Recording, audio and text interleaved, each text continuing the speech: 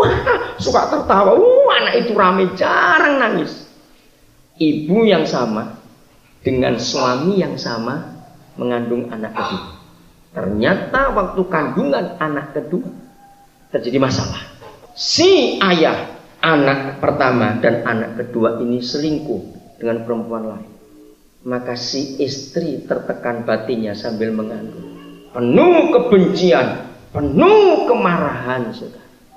Sampai anak kedua ini lahir, si suami tidak bertobat. Heran, dari mama yang sama, dari papa yang sama, anak pertamanya periang, tertawa, rame.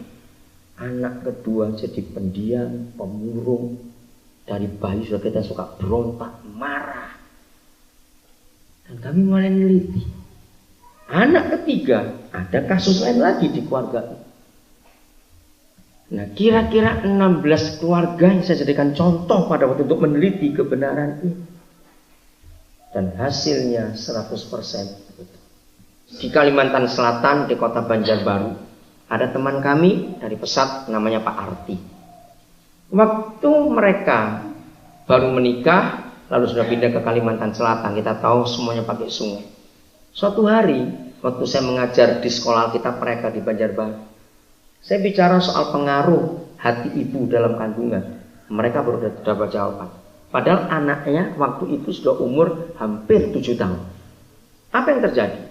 Waktu kandungan umur 3 bulan, mereka pulang malam pakai kelotok. Tahu ya kelotok ya? Gelap tanpa lampu. Ternyata ada balok yang hanyut. Kelotok mereka menghantam balok itu, kelotok mereka terbalik. Otomatis panik, anak ini kandungan anak pertama. Pak Arti cari istrinya dan tertangkap. Selamat mereka. Tapi ketika anak ini lahir, masih bayi sudah. Mereka tuh nggak pernah ketemu jawabannya. Sampai saya mengajarkan kebenaran. Tiap kali mereka mau pergi pelayanan waktu masih bayi, begitu mereka naik kelotok, anak saya teriak, nangis, kuat sekali sampai dia bisa jalan, sampai dia sudah sekolah, tetap takut kalau naik kelotok. Mereka nggak pernah tahu kenapa. Jadi kalau mereka mau pergi, harus ngajak anak ini tunggu, anak tidur dulu, baru mereka jalan. Kalau tidak, nggak akan bisa. Nah, waktu saya ngajar ini, mereka bingung. Masa begitu? Kandungan kan baru umur 3 bulan. Kan dia belum tahu. Karena lihat fakta ini. Ketakutan si ibu waktu dia terbalik dengan kelotok itu, dengan air itu, masuk ke jiwa anak itu. Dia rekam. Inilah masa purbakala. Jadi waktu istri mengandung suami, jaga. Suasana hati, suasana rumah itu harus dijaga. Jangan ada ketegangan, keributan, apa saja itu masuk ke dalam jiwa anak. Direkam. Dan itu terbawa sampai dia besar. Lalu bagaimana caranya? Maka hari itu juga kami dengan anak itu harus ke sungai. Harus cari kelotok. Dan kami doakan anak itu di atas kelotok itu. Kamu gak usah takut. Ada Tuhan Yesus di sini.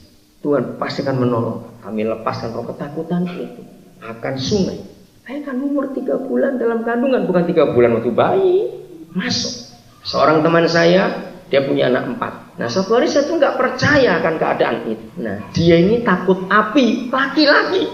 Jadi anaknya juga kurang ajar. Mereka suka guyon. Kurang ajar baik dalam arti. Jadi kalau mereka sudah saling meledek, saling guyon di rumah, anaknya tahu bagaimana menakuti papanya. Anaknya nyalakan korek saja. Wih, itu bapak sudah kencing-kencing di situ. Takut lihat api itu, nggak pernah dia masuk dapur.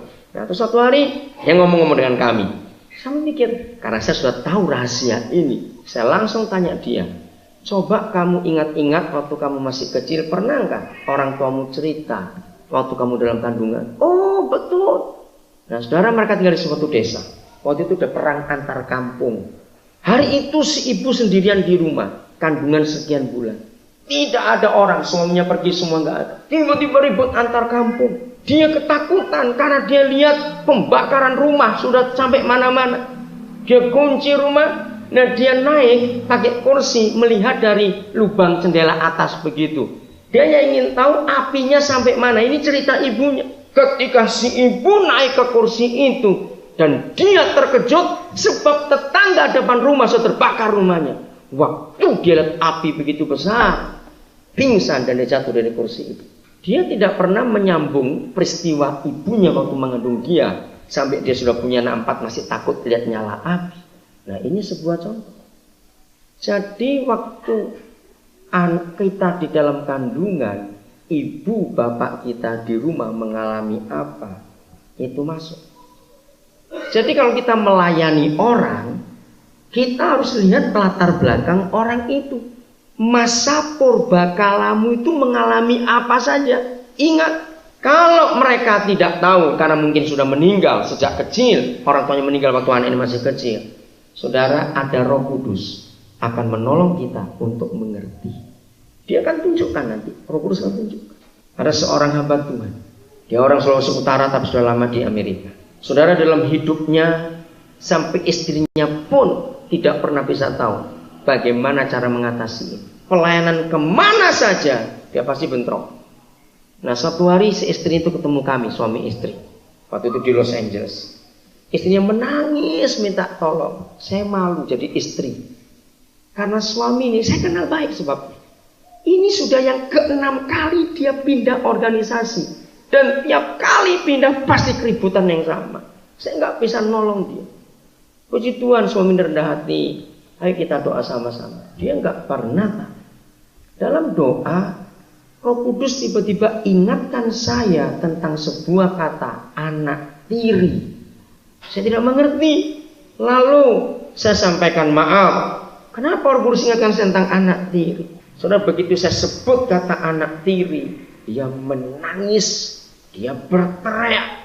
Nah, istrinya bingung, kenapa? Saudara, itu pertama kali dia cerita jujur siapa dia. Setelah dia reda menangis, kami berhenti berdoa. Saya tanya, kenapa begitu? Baru dia ngaku, memang saya ini anak tiri. Istrinya terkejut. Waktu itu mereka sudah menikah 35 tahun sudah. Nah, kenapa bisa begitu? Karena waktu dia, mamanya mengandung dia, bapaknya nggak mau ngakui. Dia nuduh istrinya serong dengan orang lain. Jadi anak belum lahir, mereka sudah cerai. Tapi puji Tuhan, sebelum anak ini lahir, atau Tuhan tolong, dalam perceraian itu mereka belum Kristen pada waktu. Akhirnya Tuhan tolong, si mama bisa menikah lagi waktu anak ini belum lahir. Dan dia dapat ayah. Nah, sampai umur berapa dia itu baru tahu. Jadi papanya itu keras dan kejam kepada anaknya. Karena anak tiri memang. Nah, sakit hati itu terbawa sampai dia jadi pendeta. Dan terus punya masalah dalam kehidupan itu. Istrinya kagetnya luar biasa ketika bilang anak tiri. Jadi itu bukan papamu, bukan. Baru terbongkar. Jadi kemana saja dia ketemu pemimpin, dia anggap persis seperti bapak tirinya. Pasti dia akan nyalakan aku. Dia pasti akan begini, dia pasti akan begini. Jadi belum apa-apa sudah ribut duluan dengan orang-orang itu. Pantas dia nggak pernah cocok kemanapun dia pelayanan.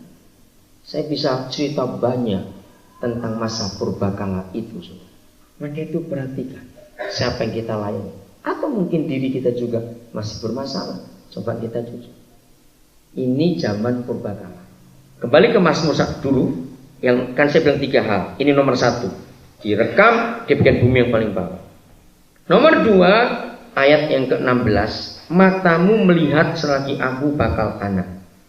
Jadi dalam kandungan, mata Bapa kita itu teliti melihat kita. Katakan amin.